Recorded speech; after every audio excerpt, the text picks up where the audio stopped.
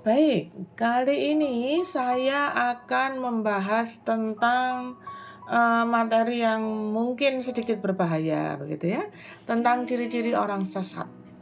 Di sini orang sesat itu tidak berkaitan dengan agama, ya, tidak membahas tentang Muslim dan non-Muslim dan hubungannya tidak. Tetapi bagaimana kita mengenal Tuhan dalam kehidupan kita sehari-hari. Mungkin karena kedepannya nanti akan ada kalimat-kalimat yang mungkin saya menyebutnya dengan kalimat Allah, memang karena saya mengenal Tuhan saya Allah, gitu ya. Tetapi kalau untuk penjenengan yang tidak sepaham dengan itu, monggo ya diterjemahkan sendiri, karena memang ini tidak berkaitan dengan agama, ya. Baik, ciri orang sesat di sini yang pertama ya adalah dia belum mengenal Allah. Belum mengenal Allah tidak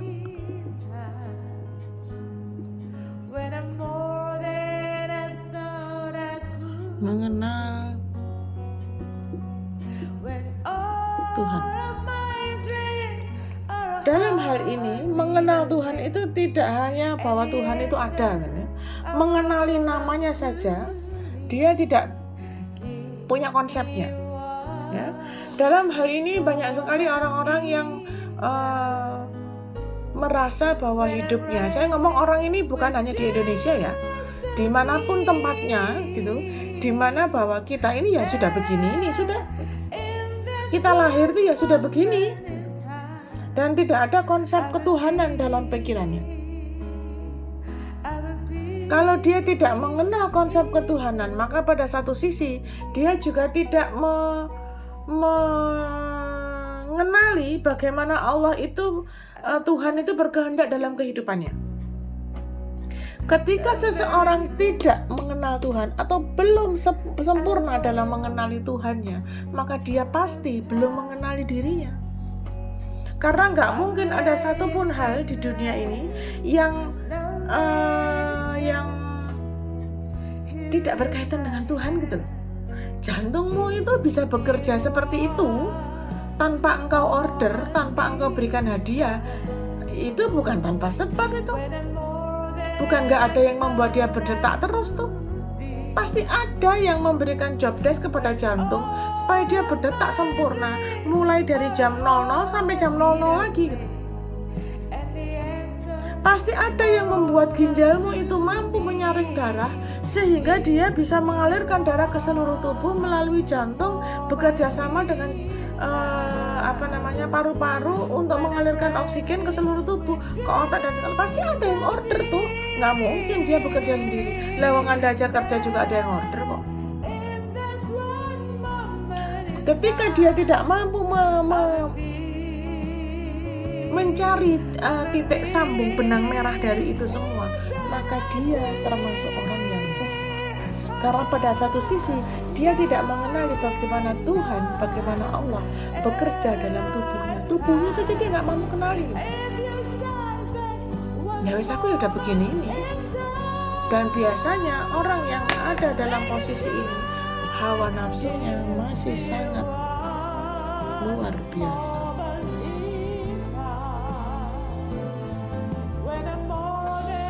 Dia masih mendominasi karena egonya adalah yang dominan. Karena ketika seseorang dalam posisi ego, maka dia mematikan Tuhan. Konsep sudah itu nggak bisa diganggu kuat. Jadi konsep bahwa ego semakin tinggi ego, maka dia mematikan Tuhan. Karena ini tidak pernah bisa sejalan ini.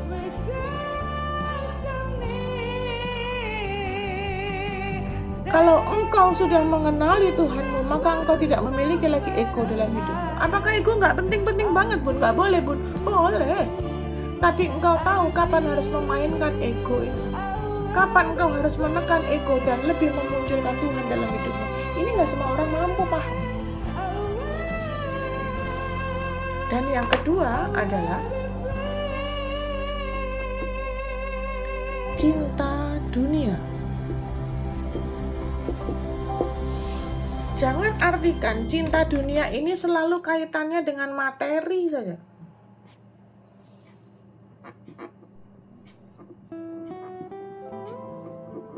Atau harta saja. Tidak. Cinta dunia tidak selalu dikaitkan dengan materi atau harta saja, tetapi juga dunia dan seisinya. Apa isinya? Pasanganmu, anakmu, ibumu, tetanggamu, teman SMP-mu, teman SMA-mu. Semua itu adalah isi dari dunia. Manusia termasuk dalam kategori materi. Maka ketika engkau mengedepankan materi, menjadikan materi sebagai isi daripada hatimu, engkau tidak mengisi hatimu dengan konsep ketuhanan, maka engkau tidak mengenali bagaimana Tuhan itu ada dalam hidupmu. Karena di dalam konsepmu nggak kelihatan, ya nggak akan tak hargai dong. Nggak ada yang kau lakukan, maka aku tidak perlu menghargai engkau. Dalam hal ini, ketika engkau lebih cinta dunia, lebih mengisi hatimu dengan harta, dengan materi, dunia dan seisinya, engkau tidak meletakkan Allah, tidak meletakkan Tuhan dalam konsep hatimu, dalam konsep engkau berkegiatan.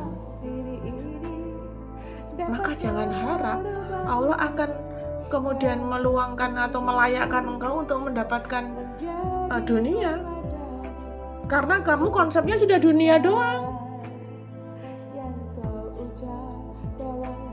Konsepmu itu cuma dunia saja. Maka dalam satu sisi, ketika Allah sudah melihat engkau sudah mengisi hati dan pikiranmu dengan dunia saja, Allah tidak membuat engkau justru layak untuk itu. Allah justru ingin membuat engkau mengakui kebodohanmu, bahwa ternyata engkau telah salah meletakkan isi dunia dalam hatimu. Ingat ya, dunia itu nggak selalu kaitannya dengan ini. Jangan-jangan selama ini konsepmu engkau ngomong aku mengenal Tuhan, aku mengagungkan Tuhan, tapi engkau hanya mengisi hatimu dengan cinta kepada pasanganmu, bukan cinta kepada pencipta pasanganmu, kan begitu.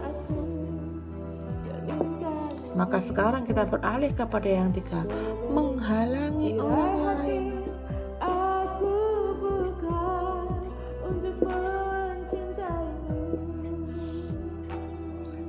Menghalangi apa?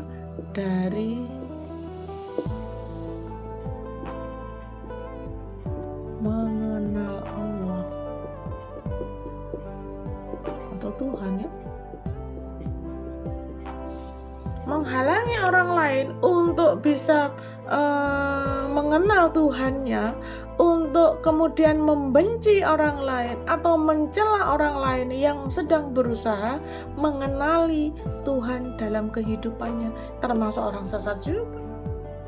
Karena dia tidak paham, dia nggak punya konsep ini, jelas dia akan menghalangi orang lain untuk belajar tentang mengenali konsep ketuhanan gitu. Karena dalam hal ini berarti dia tidak paham apa yang harus dilakukan. Dia gak kenal konsep Tuhan, maka dia akan menghalangi orang lain untuk mengenali konsep ketuhanan. Maka ini adalah bagian daripada ciri orang-orang sesat. Mengapa begitu? Karena dia lebih memunculkan ego dalam hatinya, dia lebih memunculkan konsep, dia berpikir bahwa kalau gak kelihatan gak usah dihargai, kalau dia gak bantu kamu ya gak usah dibantu, kalau dia gak menghargai kamu tinggalkan. Ini gak konsep-konsep salah. Bisa jadi kamu tidak dihargai oleh orang lain karena kamu lupa menghargai orang lain sebelumnya. Konsep tabur tua itu ada. Ya, ketika engkau tidak menghargai orang lain, maka pada suatu titik akan ada momen atau waktu di mana orang lain tidak menghargai kamu.